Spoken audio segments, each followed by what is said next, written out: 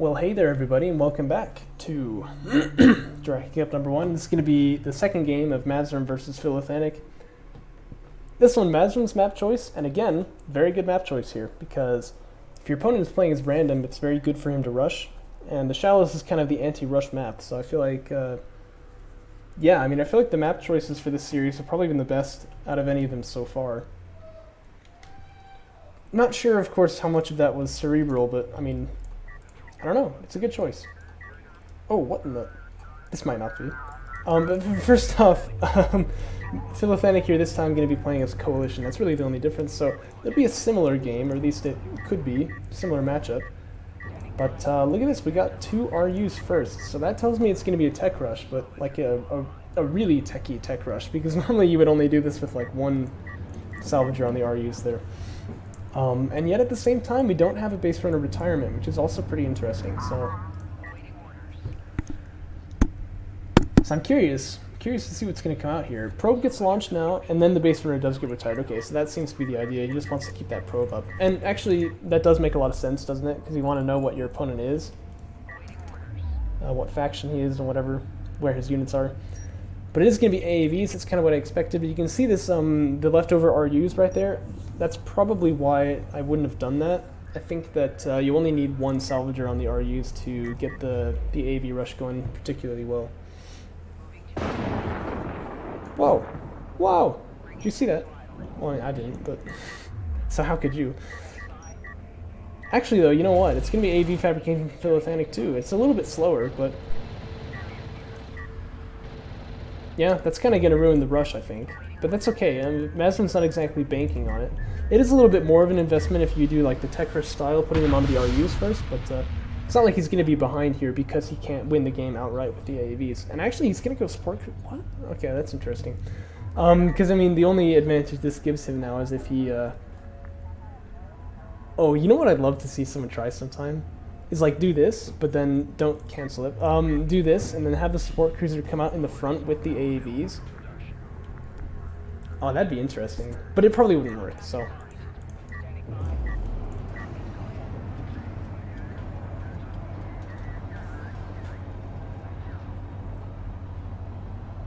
Excuse me, I was yawning. But silently this time. Anyhow, AAVs are starting to come out now for Philothanic. He's got a little bit of economic trouble here. I think his units are going to be... Because he's like just kind of sitting on top of them with the carrier there. So his units are going to be a little bit inefficient, but...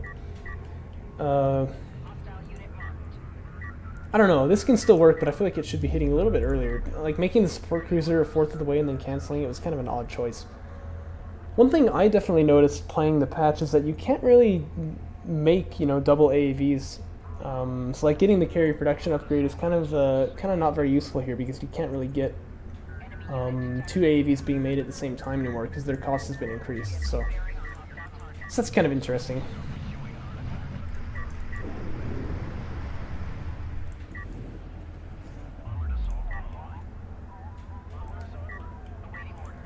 So I guess we shall see what he does with them. Like I said, I feel like they're hitting a bit late considering he started with like 2 guys on RUs. I mean, that's very committal, but I think the AAVs are a little bit delayed here. At any rate, Philothanic's carrier is in position. I mean, I said this was a good map pick for Mazrym because it's difficult to rush on this map, and yet he's kind of rushing now, which I think is a little bit weird. Looks like he has figured out how to turn the carry around, which I still don't really know how to do.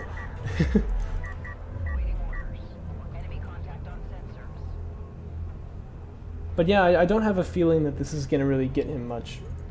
Already going to missile batteries, that's interesting.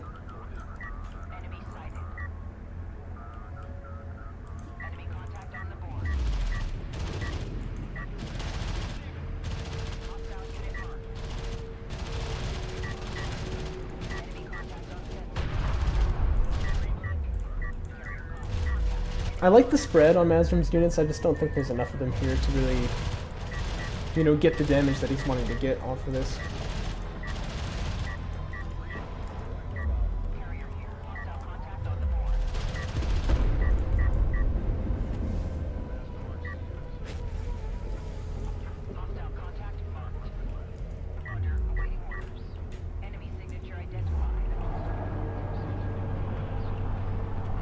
Man, I must be more tired than I think. I'm yawning quite a bit.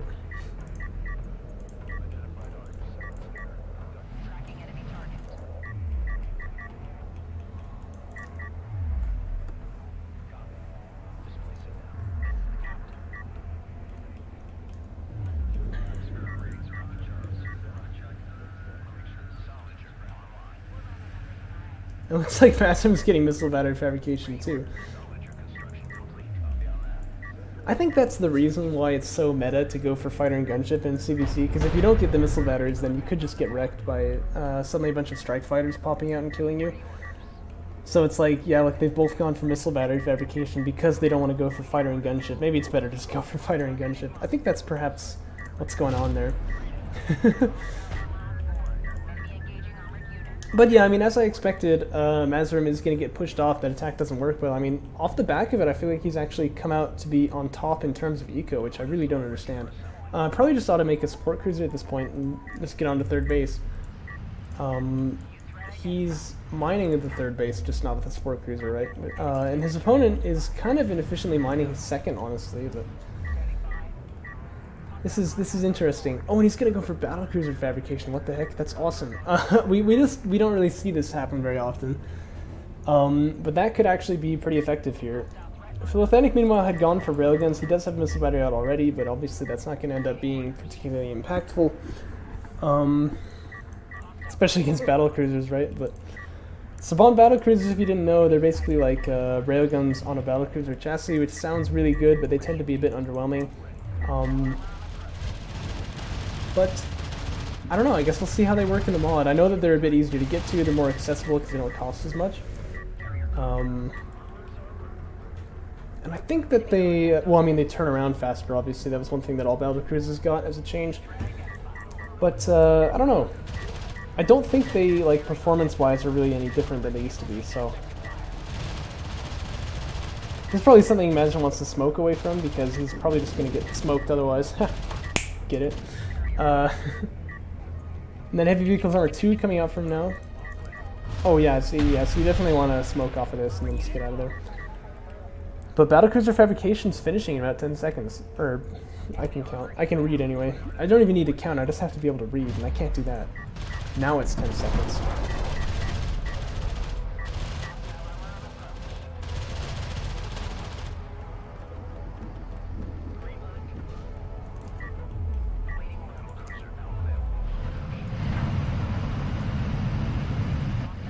You know, I wonder how this thing is even being held up. I mean, that doesn't look like sufficient amounts of stuff holding it. What do you think? There's something on my table here. I can like feel it rubbing when I move the mouse. It's not a good feeling. Anyway, so Mazrym now making one battlecruiser railgun fabrication on the way. He's got the CUs for a support cruiser in the empty production slot too. I mean, I'd love to see that, but that would obviously help him here, because battlecruisers are not exactly the cheapest units, are they?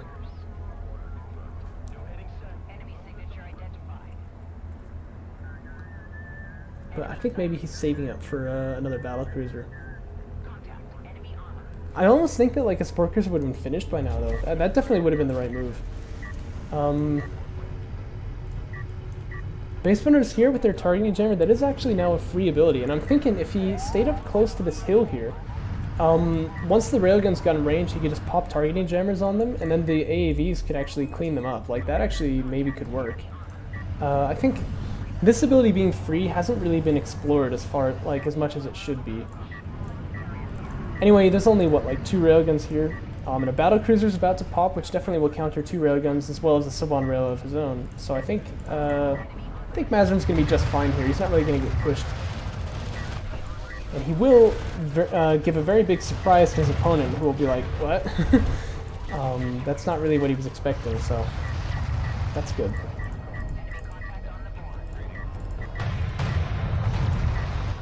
Yeah, and it looks like Mazrym correctly targeting those railguns first. Those all go down, and he basically has free reign to push his opponent as far as he wants now.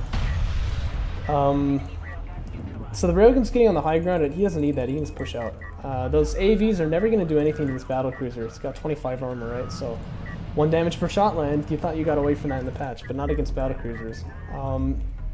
Yeah, I mean, he can push out here. I don't like the idea of getting up on the high ground and playing kind of defensively.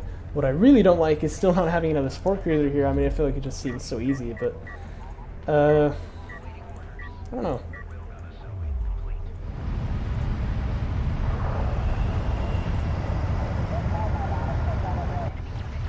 These trains are actually moving really fast. Wow.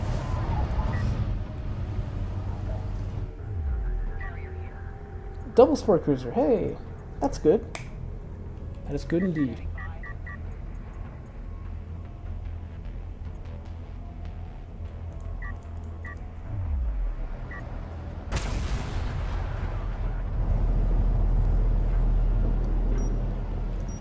So another extraction goes down for Philothanic now. Actually, looks like there are enough rails here. Yeah, again, like these guys shouldn't have been held back, right? There are enough rails here, I think, to kill off his PC now. And that was a good smoke by Philothanic too, blocking one of his opponent's railguns, but allowing his rails to shoot at the battlecruiser. This guy's got to smoke and get out of there. Like, I feel like he's gonna die otherwise. Okay, he smoked. The support cruiser should head over there then. One of them anyway. I mean, you can unlock your carrier in a second, but first you gotta keep this guy alive, I think. Good smoke by the AVs, that's exactly what he needed. Get this guy healed up. And then essentially, you know, you've done some damage for free. It's actually good for you, but... they don't really do anything there though, do they? He's probably just kind of forgotten about him. That is his rally point after all. Extraction goes down for him now, so that's bringing the scoreline 1-2.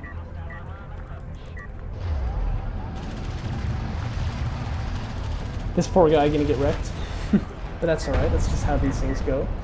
This battlecruiser, yeah, really needs to get healed up now. I don't know if Mazrym's aware that the support cruisers are not actually healing him.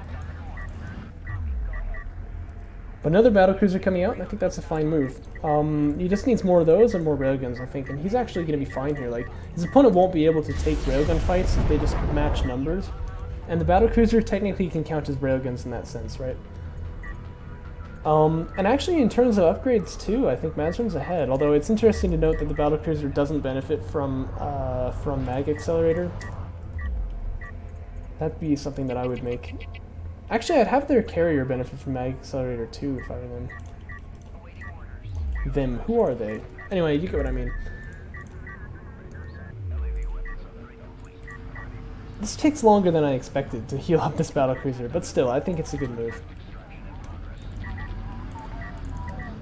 But yeah, if it comes to a rail fight now, who wins? It's probably actually Philothanic at this point. But I don't know if I'd be comfortable with it. It doesn't look like he is either. He's going to back away there.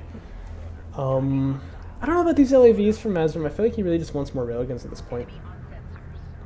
And I would definitely be getting heavy armor, heavy vehicles armor 3, because when it comes to a railgun fight, that makes a big difference. Instead, he's going to get the LAV damage upgrade. That's going to take like 60 seconds. It's a long time. Another battlecruiser's finished though. This guy's all healed up, so I'd send one of the support cruisers back, obviously, get your third base mining. It may be that he has kind of the misconception that, you know, this is basically as good as a third base, but it's really not. It's, especially in the patch, this is actually nerfed because the RU salvagers don't hold as many, they only hold 20 instead of 40, so long distance mining has actually been slightly nerfed in the patch. This ain't gonna be good. This is definitely Mazrym's fight right here, and if I were him, I would boost to chase and just get as much damage as possible. Actually, if I were him, I probably wouldn't have the boost ability because I'm a noob, so maybe you shouldn't listen to me, but still, I think he should have done that.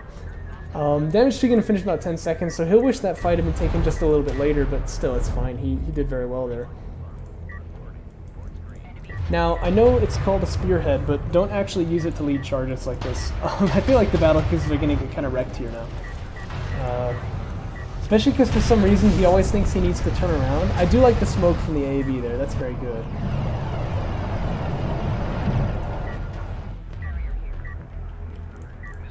Although I feel in reality it'd be kind of a no-brainer, just fire into the smoke, right? You'll certainly hit him.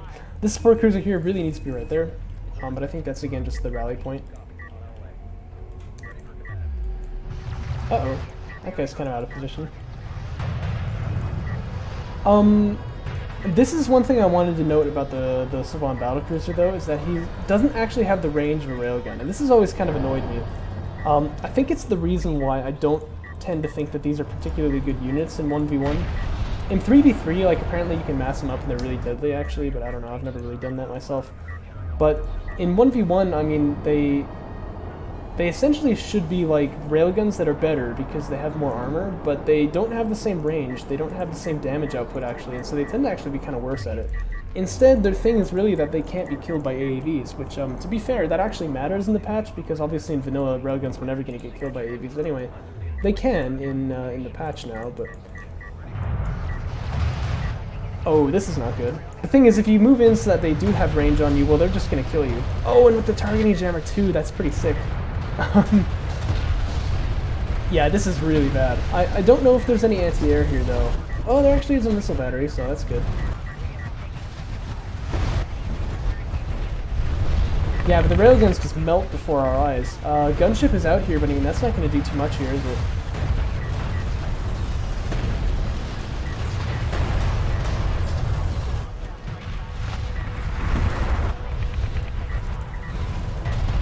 And that looked like a very convincing fight for Mazrym. I didn't notice there's actually another fight going on somewhere else on the map too, but I don't think that was really particularly impactful. I think just a bunch of LAVs died. And we don't really care about them. They're all Seagulls anyway. But yeah, this is problems for Philothanic now. To be fair, the battlecruiser is like the slowest unit in the world, so I mean he's got some time to respond, but he's gonna have to come up with a pretty good response to that. He basically just got smacked there. And what happened was, you know, the battlecruisers were able to contribute to that one because there was no sensors coverage, right? So Philothanic came up to his opponent, like saw him when he was in range of the battlecruisers, and so suddenly they just started smacking at each other. That's one interesting thing about DOK that I think adds a lot of depth to it, is the fact that units have, you know, more range than they have vision. Now this I'm worried about. I feel like Mazrym could potentially throw here if he's not careful.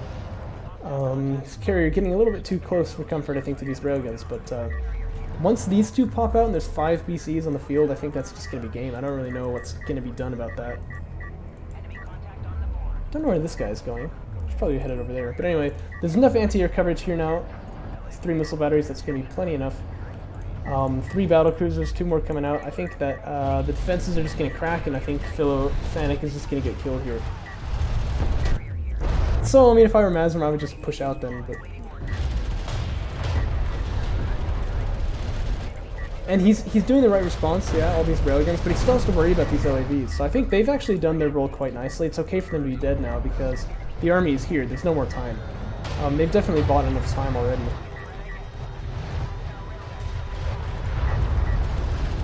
This is a bit of a sloppy push in because this guy's on his own. Again, I know the name is Spearhead, but don't actually use him that way. This guy should smoke now. And that's a nice ability the battlecruiser has. It keeps them very survivable, right? But yeah, just once all the battlecruisers get there and they get in range of those railguns, things are going to be really hard for Philothanic. And in fact, this is a really dangerous position for his carrier being too. But the battlecruisers are targeting LAVs right now, so I guess that's okay.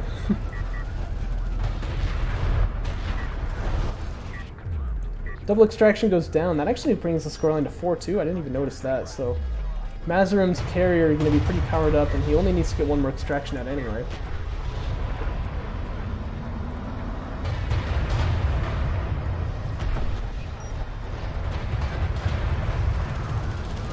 Railguns is getting smacked by these battlecruisers, and this carrier way too far forward. It is definitely going to die here now.